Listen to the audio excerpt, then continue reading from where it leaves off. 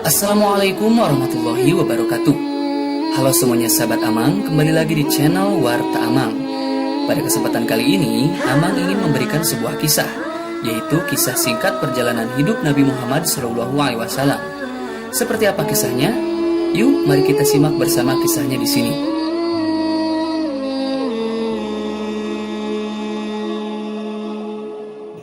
Seperti yang sudah kita ketahui bersama, Nabi Muhammad merupakan tokoh penting dalam sejarah agama Islam.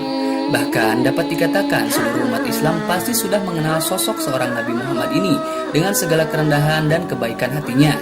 Beliau pun disebut sebagai utusan Allah Subhanahu wa Ta'ala yang menjadi tauladan seluruh umat Islam di dunia, baik dari zaman kenabian hingga zaman modern saat ini.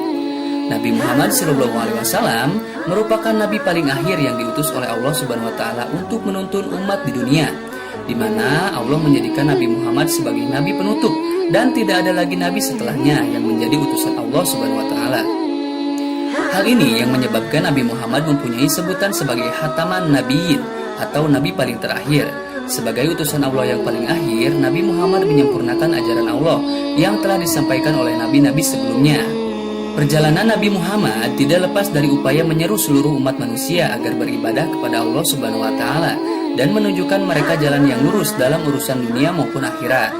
Sama seperti nabi-nabi sebelumnya, Nabi Muhammad pun mendapatkan wahyu yang luar biasa dari Allah Subhanahu wa Ta'ala. Namun kali ini Allah memberikan wahyu berupa petunjuk bagi Nabi Muhammad untuk membaca kitab suci Al-Quran agar terang dalam menjalani kehidupan. Selain wahyu yang diberikan, kisah Nabi Muhammad yang lain juga tidak kalah menarik untuk disimak, mulai dari kelahiran Nabi Muhammad hingga kisah meninggalnya utusan Allah yang sangat mulia ini. Berikut Amang telah merangkum kisah Nabi Muhammad, perjalanan lahir hingga wafatnya seorang nabi sekaligus Rasul Allah Subhanahu wa Ta'ala. Kisah Nabi Muhammad pertama datang dari riwayat kelahiran Nabi Muhammad sendiri. Seperti diketahui, kelahiran Nabi Muhammad bertepatan dengan peristiwa pasukan gajah yang tengah berusaha merobohkan Ka'bah.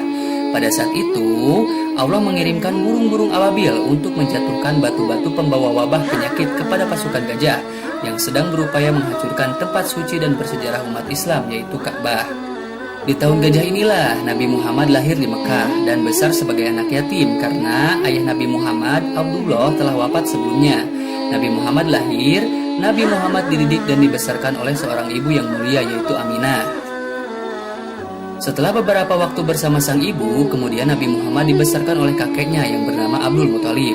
Namun tak berselang lama, setelah 2 tahun bersama sang kakek tercinta, Nabi Muhammad harus rela ditinggalkan kakek yang turut membesarkannya.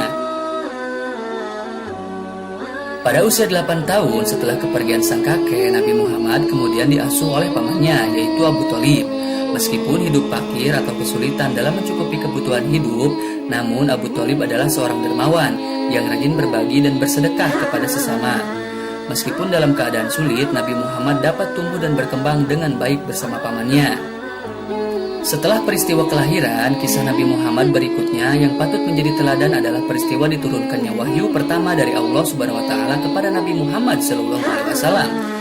Sebelum dijadikan seorang Rasul, Allah pun telah memberikan anugerah keistimewaan kepada Nabi Muhammad. Salah satunya adalah wajahnya yang bersinar terang, mampu mengalahkan sinar rembulan. Ini dikatakan sebagai tanda kebesaran Allah Subhanahu wa Ta'ala yang menunjukkan Nabi terakhir dengan kemuliaan dan kedudukan yang tinggi. Selain karunia wajah yang bersinar, Rasulullah juga diberikan wahyu pertama yang sungguh luar biasa dari Allah Subhanahu wa Ta'ala. Menjelang diturunkannya wahyu pertama, Rasulullah mendapatkan sebuah mimpi di mana malaikat Jibril datang menghampirinya. Nabi Muhammad pun merenung dan memikirkan mimpi yang dialaminya. Dengan menyendiri di Gua Hiro, kemudian di tempat itulah Nabi Muhammad diperlihatkan Allah bahwa mimpi yang dialaminya benar adanya.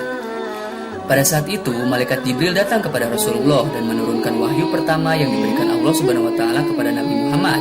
Saat itulah Allah menurunkan ayat Quran surat Al-Alaq dari ayat 1-4, yaitu sebagai berikut. Bacalah dengan menyebut nama Tuhanmu yang menciptakan. Dia telah menciptakan manusia dari segumpal darah. Bacalah, dan Tuhanmu lah yang maha pemurah, yang mengajar manusia dengan perantara kalam.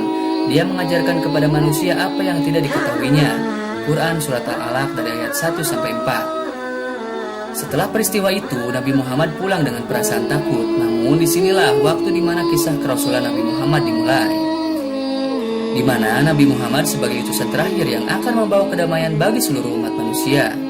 Kisah Nabi Muhammad berikutnya yang tidak kalah menarik untuk kita simak, yaitu kisah perjalanan dakwah yang dilakukan secara diam-diam. Setelah mendapatkan wahyu pertama, Nabi Muhammad SAW kemudian mulai melakukan dakwah secara rahasia atau sembunyi-sembunyi. Khadijah, Abu Bakar As-Siddiq, dan Zaid bin Harithah, Ummu Aiman, Ali bin Abi Thalib, dan Bilal bin Rabah merupakan orang-orang yang menjadi pengikut pertamanya. Setelah beberapa tahun melakukan kegiatan dakwah secara rahasia, kemudian Allah memberikan perintah untuk berdakwah secara terang-terangan.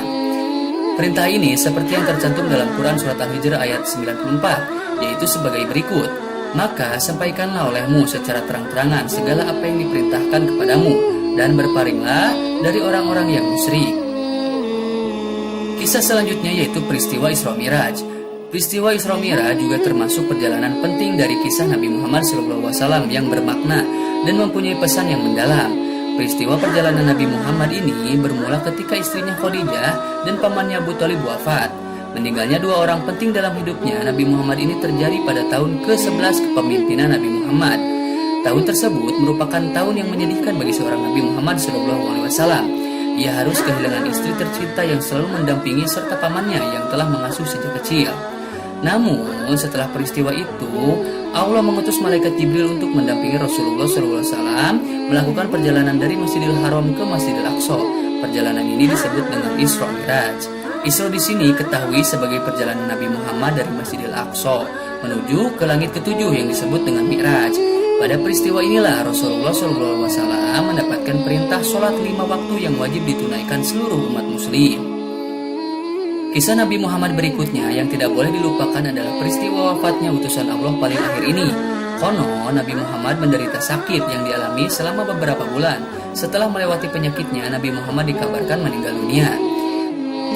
Pada saat terjadinya peristiwa menyedihkan itu, sahabatnya Abu Bakar sedang tidak berada di Madinah. Kemudian setelah diberitahu, beliau segera datang ke rumah Aisyah dan mengucapkan pidato yaitu sebagai berikut: ketahuilah, barang siapa yang menyembah Muhammad, maka sesungguhnya Muhammad kini telah mati. Dan barang siapa menyembah Allah, maka sesungguhnya Allah tetap senantiasa hidup, tidak akan pernah mati. Kemudian beliau pun mengucapkan firman Allah dalam Quran Surat Az-Zumar ayat 30, sesungguhnya kamu akan mati dan sesungguhnya mereka akan mati pula. Pada saat itulah seluruh umat muslim berduka dan harus merelakan suri tauladan yang tidak lelah mengajarkan kebaikan dalam menjalani kehidupan. Peristiwa ini akan selalu dikenang umat muslim sebagai peristiwa besar dan bersejarah dari perjalanan seorang yang memiliki segala sifat baik dan kemuliaan. Semoga kisah ini dapat menginspirasi kita semua dan memotivasi untuk selalu berbuat baik dan beribadah kepada Allah Subhanahu wa taala. Sekian, mudah-mudahan bermanfaat. Jangan lupa untuk like, share, dan subscribe agar terus bisa mendapatkan video terbaru dari channel Warta Amal. Terima kasih. Wassalamualaikum warahmatullahi wabarakatuh.